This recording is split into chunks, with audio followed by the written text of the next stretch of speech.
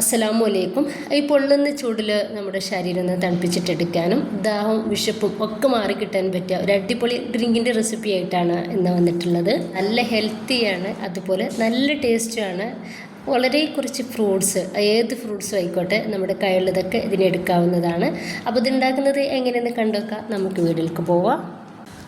ആദ്യം തന്നെ മിക്സിയുടെ ജാറിലോട്ട് നല്ല പൊടിയുള്ള ആ ചെറിയൊരു പഴം ഉണ്ടല്ലോ, നമുക്ക് മൈസൂർ പഴം വെച്ചിട്ടും ചെയ്തെടുക്കാവുന്നതാണ് കേട്ടോ. 5 എടുത്തിട്ടുള്ളത്. അത് മിക്സിയുടെ ജാറിലിട്ട് ഇട്ടെടുക്കുന്നുണ്ട്. ഞാനിതാ 1.5 കപ്പ് പാലാണ് എടുത്തിട്ടുള്ളത്. ഈ ഒരു പാല് മുഴുവനായിട്ട് ഞാൻ ഇതിലേക്ക് ഒഴിച്ചെടുക്കുന്നുണ്ട്.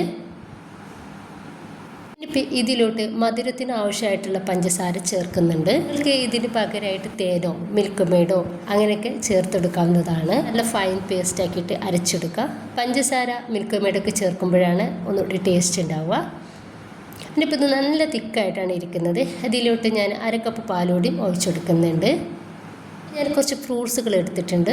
പച്ചമുന്തിരി, അതുപോലെ ചുവന്ന മുന്തിരി എല്ലാതും ചെറുതാക്കിയിട്ട് കട്ടാക്കി എടുത്തിട്ടുള്ളതാണ്.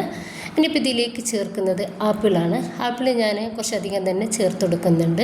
ഇപ്പോൾ ഇതാ കുറച്ച് റുമാമ്പഴം എടുത്തിട്ടുണ്ട്. പിന്നെ എടുത്തിട്ടുള്ളത് നേന്ത്രപ്പഴത്തിൻ്റെ ഒരു ചെറിയ പീസ് ചെറുതാക്കിയിട്ട് കട്ടാക്കിയതാണ്. അതോടും ചേർക്കുന്നുണ്ട്. പുളിയുള്ള എല്ലാ ഫ്രൂട്ട്സും ഒഴിവാക്കിയിട്ട് മധുരമുള്ള എല്ലാ ഫ്രൂട്ട്സും നമുക്ക് ഇതിലേക്ക് എടുക്കാവുന്നതാണ്. ഇനിയിപ്പോൾ കുറച്ച് ചിയാ സീഡ് 1 ടീസ്പൂണാണ് എടുത്തിട്ടുള്ളത്. അത് വെള്ളത്തിലൊന്ന് കുതിർത്തെടുത്തിട്ടുള്ളതാണ്. അതോടെ ഇതിലേക്ക് ചേർക്കുന്നുണ്ട്. ഇനിയിപ്പോൾ ഇതെല്ലാം കൂടി നമുക്ക് നന്നായിട്ടൊന്ന് മിക്സ് ആക്കി കൊടുക്കാം.